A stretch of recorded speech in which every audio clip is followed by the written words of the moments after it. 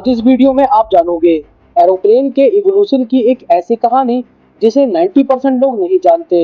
और साथ ही आप ये भी जानोगे कि एरोप्लेन बनाने की टेक्निक इंडिया से अमेरिका के राइट ब्रदर्स के पास कैसे पहुंची। इसीलिए चैनल को अभी सब्सक्राइब कर लो, क्योंकि इवोल्यूशन का संपूर्ण ज्ञान सिर्फ यहाँ मिलता है।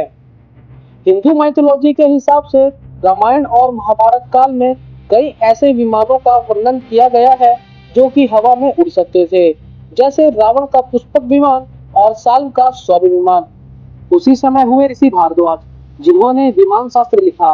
विमान शास्त्र में उन्होंने हवाई जहाज को बनाने और उसे चलाने के करीब 32 विधियां लिखी और 500 से ज्यादा हवाई जहाज के मॉडल बनाए, जिनमें से कुछ आज भी हमारे पास मौजूद हैं।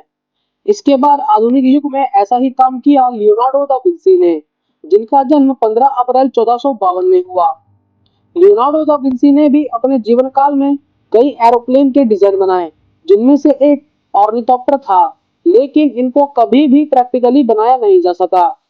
इसके बाद इंसान के आसमान में उड़ने के सपने ने रफ्तार पकड़ ली और समय आया 19वीं सदी का, जहां अलग अलग देशों के इंजीनियर्स और साइंटिस्ट इंसानों को हवा में उड़ाने के लिए नई नई आइडिया लगाकर विमान बनाने की कोशिश कर रहे थे।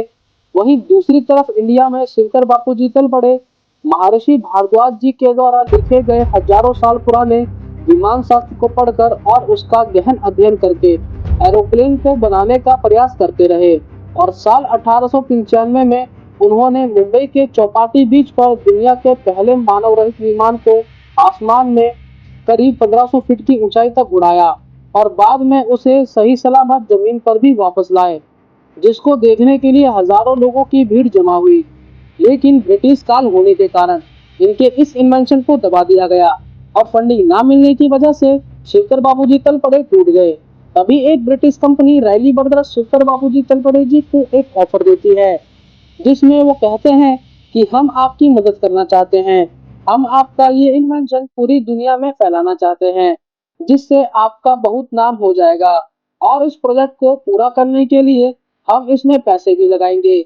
बस आपको एरोप्लेन बनाने का विज्ञान और एरोप्लेन के ब्लूप्रिंट्स हमें देने होंगे। और शंकर बाबूजी तल पड़े उनके इस जाल में फंस जाते हैं और अपना एरोप्लेन बनाने का सारा विज्ञान और ब्लूप्रिंट रैली ब्रदर्स नामक कंपनी को सौंप देते हैं। और कहा जाता है कि बाद में इसे रैली ब्रदर्स ने एक अमेरिकन साइकिल बनाने वाली कंपनी राइट ब्रदर्स को बेच दिया। और कई इतिहासकारों का ये मानना है कि राइट ब्रदर्स ने शंकर बाबूजी तलपड़े जी के उन विज्ञान और ब्लूप्रिंट्स की सहायता से ही मात्र 4 सालों में 17 दिसंबर 1903 को एक हवाई जहाज उड़ाया, जो 12 सेकंड तक उड़ा और उसने 120 मीटर की दूरी तय की। कई इतिहासकार ये भी मानते हैं कि साइकिल बनाने वालों को इतनी नॉलेज नहीं हो सकती कि वो एरोप्लेन के विज्ञान को समझकर मात्र 4 सालों में ही एक एरोप्लेन को बनाकर उड़ा सकता है।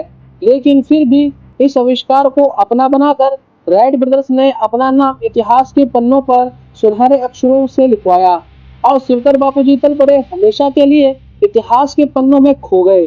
समय आगे बढ़ा और दौर आया वर्ल्ड वॉर का। ये वो समय था जब एयरक्राफ्ट को पहली बार वॉरफेयर के लिए यूज किया गया।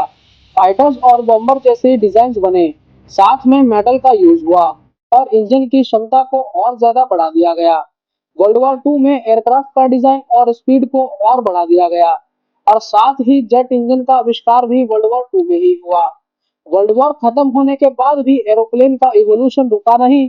इसमें कई तरह के बदलाव होते रहे, जैसे jet engine development. Jet engine का डिजाइन सबसे पहले जर्मनी के हैंस वैन ओहेन ने बनाया था। जेट इंजन के आविष्कार से अब एरोप्लेन की स्पीड और इंक्रीज हो गई, जिसमें बोइंग 707 जैसे विमान काफी फेमस हुए। बाद में इस काम को आगे बढ़ाया चक येगियर ने, जिन्होंने 1947 में सुपरसोनिक प्लेन्स को ऐड किया और इस नई टेक्नोलॉजी के साथ प्लेन्स ने साउंड बैरियर्स को तोड़ा। वैसे तो दुनिया के पहले पैसेंजर प्लेन को साल 1914 में ही बना लिया गया था, लेकिन साल 1960 में कॉन्कॉर्ड जैसे सुपरसोनिक पैसेंजर प्लेन्स बने, जिन्होंने प्लेन जर्नी को और भी फास्ट बना दिया। इसके बाद आया मॉडर्न एरा, यानी 1970 से लेकर अब तक, जिसमें प्लेन्स कई तरीके से मॉडिफाइड किए गए और कई सारी नई नई टेक्नोलॉजी को डाला गया। जैसे wide body aircraft, digital awareness, environment friendly design और स्पेस टेक्नोलॉजी, तब कहीं जाकर हमें आज के एडवांस प्लेन्स मिले जिनमें हम सफर कर रहे हैं। लेकिन अब भी ये इवोल्यूशन का सफर खत्म नहीं हुआ। वर्तमान में भी नई टेक्नोलॉजी पर काम हो रहा है, जैसे इलेक्ट्रिक और हाइड्रोजन पावर्ड प्लेन्स पर काम हो रहा है। साथ साथ ड्रोन्स और फ्लाइंग टैक्सीज जैसे vertical take off and landing aircraft जैसे डिजाइन बन रहे हैं। और स्पेस एक्स और ब्लू ओरिजिन जैसी ऑर्गेनाइजेशन यूसेबल स्पेसक्राफ्ट डेवलप कर रहे हैं। एरोप्लेन्स का सफर इंसानों के सपनों और विज्ञान के मिलन का एक अद्भुत उदाहरण है, जो अब भी नई ऊंचाइयों को छूने की कोशिश कर रहा है। तो दोस्तों, आज की वीडियो में इतना ही। अगर वीडियो अच्छी लगी हो तो प्लीज वीडियो को लाइक करो, और हमारे चैनल पर ऐसी वीडियोस आती रहती हैं तो चैनल को सब्सक्राइब करो। और अगर आपको इस वीडियो में दिखाए गए किसी भी टॉपिक पर एक डेडिकेटेड वीडियो चाहिए तो कमेंट करो। मिलते हैं अगली वीडियो में, तब तक के लिए बाय बाय।